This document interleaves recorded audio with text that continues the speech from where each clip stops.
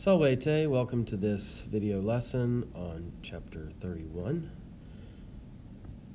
All right, we are at section 2 today. Hic Aemilia maritum interpellat et Iuli inquit.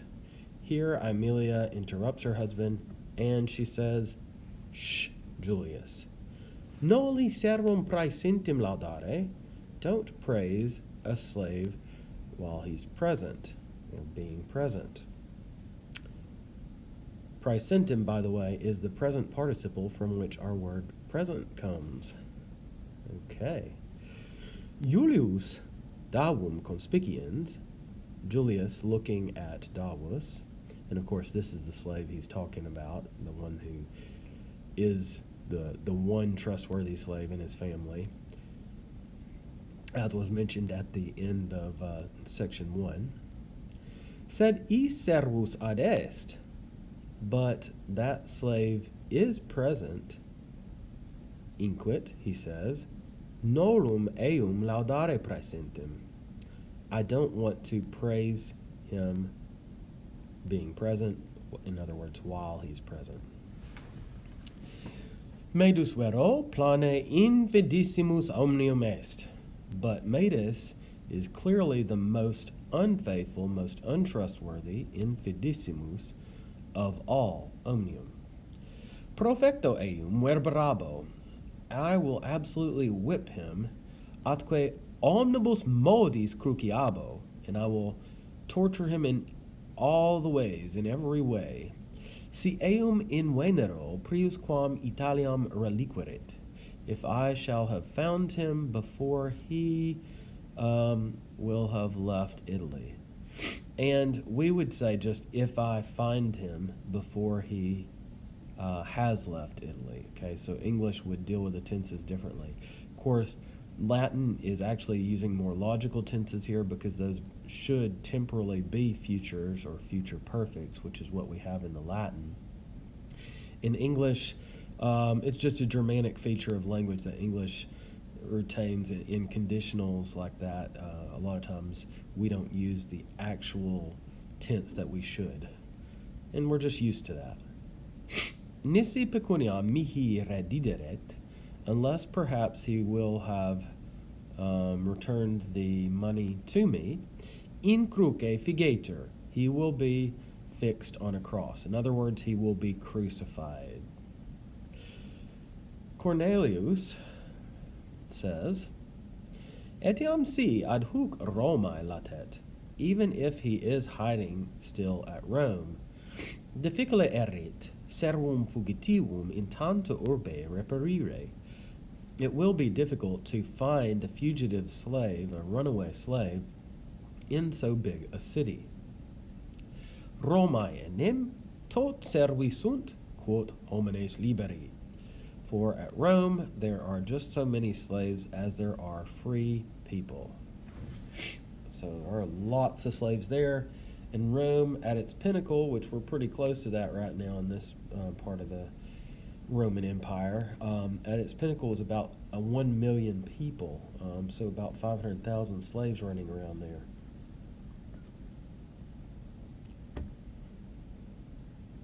Aemilia says, Fortasse Romam abiit, ob amorem alicuius mulieris. Perhaps he went to Rome, or went away to Rome, on account of love, ob amorem, of some woman, alicuius mulieris. Juvenis est Medus. Medus is a young man. Quid non faciunt juvenis amoris causa? What do young men not do for the sake of love? Credo eum apud puellam Romanam latere. I believe that he is hiding with a Roman girl. And just to note again here, puella and puer, we say girl and boy usually for those, but they could extend through, not only teenage years, but maybe even early 20s and such. It really depends on point of view. Orontes then says, Ergo, numquam reperietur. Therefore, He will never be found. Nam verum est quod scripsit Ovidius in libro qui vocator ars amandi. For it is true what Ovid has written in that book, or the book, which is called the Art of Loving, ars amandi. Quod caelum stellas tot habet tua Roma puellas. And if I read that all quickly, it's a line of poetry, so let's see if you can hear the rhythm. Quod caelum stellas tot habet tua Roma puellas. Quod caelum stellas tot habet tua Roma puellas. So, just as many stars as the sky has, so many girls does your Rome have. So basically, Orontes is saying, yep, there's a lot of girls in Rome for him to be hiding with, so it'd be really hard to find him. All right, so then Julius says, Profecto magnum praemium dabo. Absolutely, I will give a great reward. Et qui servum meum fugitivum huc retraxerit. To the one who will have brought back my runaway slave, huc, to this place here. And then Cornelius says, Quantum pecuniae dabis? How much money will you give? Now notice pecuniae is literally a genitive. It's one of these so-called genitives of the whole, or a partitive genitive. You use it when we say like enough of something, some of something. Here it's how much of money. How much of money will you give? We would just say how much money will you give in English. We don't use a partitive there, although we do sometimes when we say a lot of that or a little of that. The places where we use partitive don't always overlap in English versus Latin. Certum praemium statuere oportet. It is fitting, oportet, to establish, statuere, a certain reward. So it's like, if you're going to offer a reward, you got to say how much it's going to be. And then Julius says, tantum quantum illes ripuit, just as much as he stole. Well, it was a sizable amount of money, but it's not that much to offer as a reward for a slave that's probably worth a lot more than that. And Orontes then says, centum tantum sestertius? Only 100 sesterces? Because that's how much, remember, was stolen, or approximately. It was actually 90, right? Sane non nimium praemium promittis. You clearly are not promising too big a reward. Aemilia autem marito sua suadit ut clemens sit. Aemilia, however, is persuading her husband that he should be merciful, clemens. Noli medum cruciare, don't torture Medus, si eum inveneris, if you shall have found him. And again, we would just say in English normally, if you find him, or if you have found him. We would use the present or a regular perfect instead of future perfect. Clemens esto, be merciful, mi Juli, my Julius, centum sestertii, haud magna pecunia est. 100 sesterces is not a big money. It's not a great amount of money. Ut ait Orontes, as Orontes says, nec aliud quicquam curriput Medus.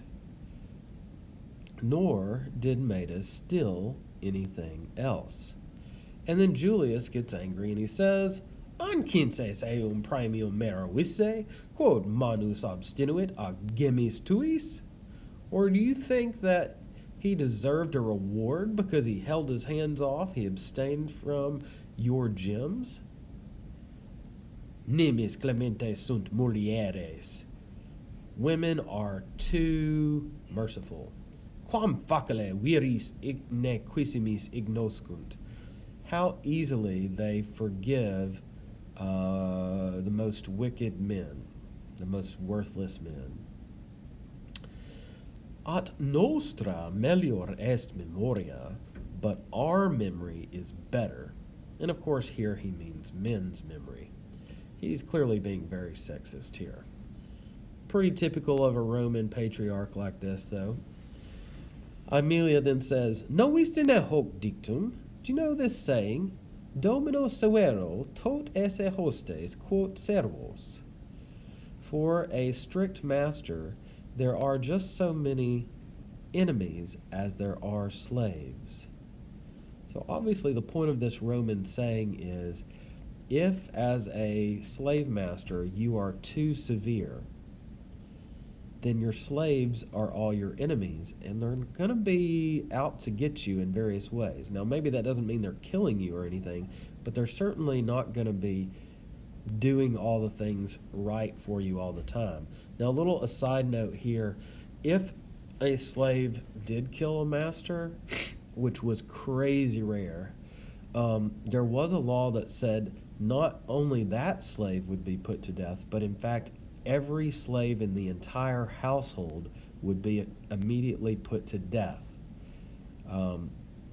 They didn't even really get a trial or anything, right? So there was a lot of social pressure among the slaves to at least, not go that far. But of course, slaves, if the master is really strict and severe, they're going to do all kinds of things behind the scenes to mess things up. All right. The evils of a slavery system. Servi enim dominum clementem amant. For the slaves love a merciful master.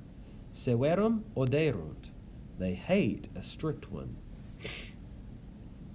Or severe one, we could say. And then Julius says, Servi me metunt quidem, nequero oderunt. The slaves indeed do fear me, but they do not hate me. Necanem umquam sine causa servum punivi. For nor ever have I punished a slave without cause. Sum dominus justus, I am a just master. Servus dominum injustum odit, a slave hates an unjust master. Justum et severum metuit, non odit. A just and strict master he fears, he does not hate him. Ne servoquidim injuriam facere portet, nor indeed is it fitting to make an injury to a slave, se necesse est servos infidos aut fugitivos severe punire.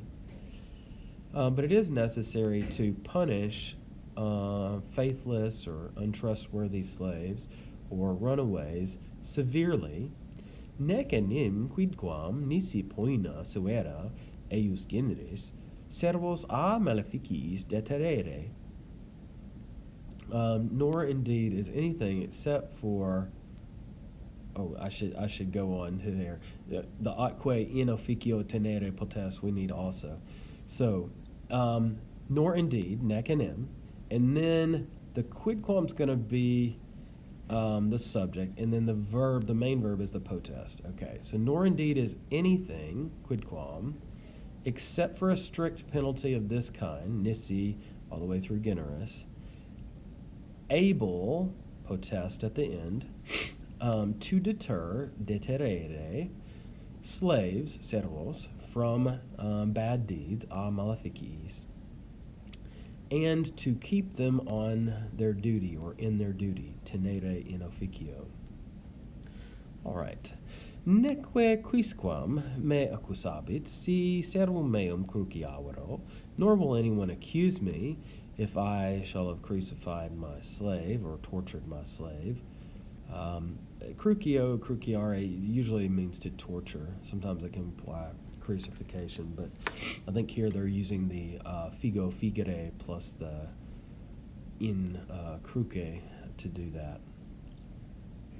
Okay, so nor will anyone accuse me if I will have tortured my slave, aut interfecero, or if I will have killed him, idenim es jus domini Romani, for that indeed is the right of a Roman master. Servum alienum necare non lecet, ut scriptum est in legibus. It is not permitted to kill another person's slave, as is written in the laws. Nequero ulla lex dominum vetat servum suum improbum interficere, nor indeed does any law forbid the master from killing his own wicked slave. And then Cornelius says, Nec ulla lex id permittit, nor does any law permit it. Non idem est permittere, ac non vetare. It's not the same thing to permit and not to forbid. Solo vir sapiens et justus, Solon, a wise and just man, qui Atheniensibus legis scripsit, who wrote the laws for the Athenians, nullam poenam statuit in paracidas, established no penalty for parricides. Num ideo quinces kiwi Atheniensi liquisse patrim suum necare. Surely you don't think, therefore, that it was permitted to an Athenian citizen to kill his own father. A parricide or patricide is somebody who kills their father. Okay? And then Julius says, Ita sane non quinceo. So, of course, I don't believe. I don't think so, of course.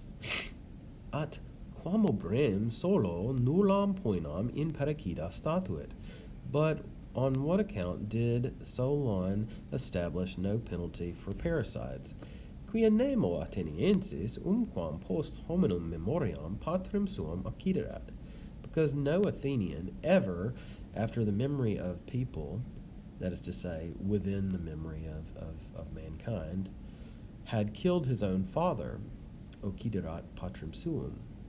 Nec ille vir sapientissimus, nor did that most wise man think, obitrabatur, quimquam postea tam inhumanum scelus facturum esse, that anyone after that would commit or would do so inhuman a crime. At profecto, but absolutely, aliud est patrim suum necare, is one thing to kill one's father, longe aliud servum scelestum capite punire, it's far another thing to punish a wicked slave capite, by the head. In other words, to administer capital punishment or to execute him. Illud enim, for that, turpissimum scelus is a most base crime, meaning killing one's father. Hoc supplicium justum est, this is a just punishment. Well, so you say, being the dominus, right? He just stole a relatively small amount of money, and we're talking about killing him here. Julius is not the nicest character. All right. Olem jus erat. Once it was the right, patri familias, for a father of the family, head of the household, non modo servos, not only slaves, sed etiam liberos suos interficere, but also his own children to kill. So that is to say, it was the right for the pater familias to kill not only the slaves, but even his own children. So by this point in the Roman Empire, you wouldn't really hear of this sort of thing, but you do hear of some examples of it in early Republican times, of fathers putting their children to death, usually because their children did something that maybe questioned their loyalty to the state or their family in some way. And so then they put their own children to death. Eius rei exemplum memoratur Titus Manlius Torquatus. Titus Manlius Torquatus is remembered as an example of this thing. Qui filium suum coram exercitu necare usid, who ordered his own son to be killed, necare, in front of the army, coram exercitu. Qui contra imperium patris, because against the command of his father, cum hoste pugna verat, he had fought with the enemy. So that is to say, he committed to battle and fought against the enemy when his dad told him he wasn't supposed to. Sane pater crudelis fuit manlius. Of course, or indeed, um, Manlius was a cruel father, sed illo supplicio se verissimo ceteri milites de terebantur ne efficium deserent. Um, but by that penalty, illo supplicio, that very severe penalty, severissimo, the rest of the soldiers were deterred, deterebantur, from deserting their duty. All right, and then Amelia says, Notum est veteres Romanos etiam erga liberos suos crudeles fuisse. It is known that old Romans, even towards their own children, were cruel. Nequero quisquam hodie exemplum sumit ab illo patre crudelissimo. Nor indeed is anyone today taking an example from that most cruel father. Okay, so she's like, yeah, we all know ancient Romans did crazy things like that, but nobody actually does that today, Julius. So let's just drop the crazy examples from the past. Okay.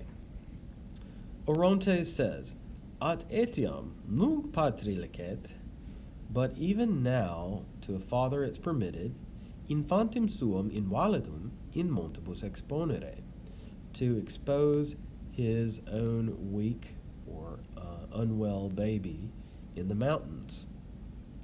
Okay, so Orontes is referring to a law that says it's okay. It's basically at the father's decision. When a baby is born in a Roman house, the father will, the baby is placed on the floor, I think it's how it usually goes, and then the father has to like pick up the baby and receive it officially. And if he doesn't want to receive it officially because he thinks it looks weak or it's not going to do well, then it can be exposed. Now, exposure of a baby means leaving it out to the elements. Now, in the ancient world, there were various ways this was done. Here it's talking about exposing them in the mountains, in the wilderness, so on. There were some places in ancient Greece where archaeologists have found wells, old wells, where they would throw the babies into the wells. It's really an awful thing from a modern point of view. But it was a part of almost all of these ancient cultures because they didn't have ways of dealing with babies that, were not really likely going to make it. And I think they were trying maybe to not get too emotionally invested in a baby that they knew was likely to die soon. But it's pretty horrific from a modern point of view. All right, well, I hope you learned a few things here. We're at the end of section 2.